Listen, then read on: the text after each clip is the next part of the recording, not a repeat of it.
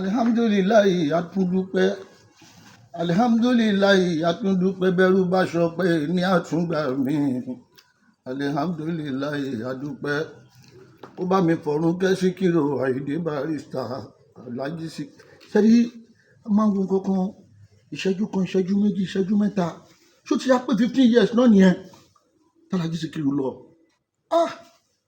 ọmọ ogun kẹtó yọ gẹ́gẹ́ bí ẹni yẹn ní ọgànbàrí bí ẹni yẹn ní àkàrà alamọmọ Sàláwù ọmọ ogun lóhùn ògùn dáadáa gbogbo bí tó bá wà ilẹ̀ ire ni o ẹ ṣe gbogbo àgbáyé pátápátá gbogbo olólùfẹ́ Alhaji Síkírù Àyìndé Barrister àgàgà gbogbo ẹ̀yin olólùfẹ́ mi ààrẹ ọmọ ààrẹ ti lọ náà nu ààrẹ ọmọ ìlọrin ti kú gbogbo olórin fújì pátápátá látòrí Alhaji kan ní tìmí Alhaji Wasiu Àyìndé ni gbogbo ẹ tó ń kọ fújì láti ilẹ̀ tó fi dókè òkun ẹ ṣe wọn kó àdúró tì àdékọ́bí lọ bá wọn gbogbo ẹ̀ ń gbà wà lágbára ọlọ́wọ́ àbọ̀rẹ̀ ẹ̀lẹ́ àṣẹ. ìkòkò tó ti fọ́ kò lè ṣe é ṣàgbò ìgbà tó ti fọ́ kò lè ṣe é mú kọ tí kòkò bá ti fọ́ kò lè ṣe é ìgbà tó bá fọ́ kò lè ṣe é mú kọ iná lílé ìrajù náà iná lílé ìrajù náà ọ̀dọ̀ ẹ̀ láti wá ọlọ́run ìbẹ̀là ó padà sí ó dájú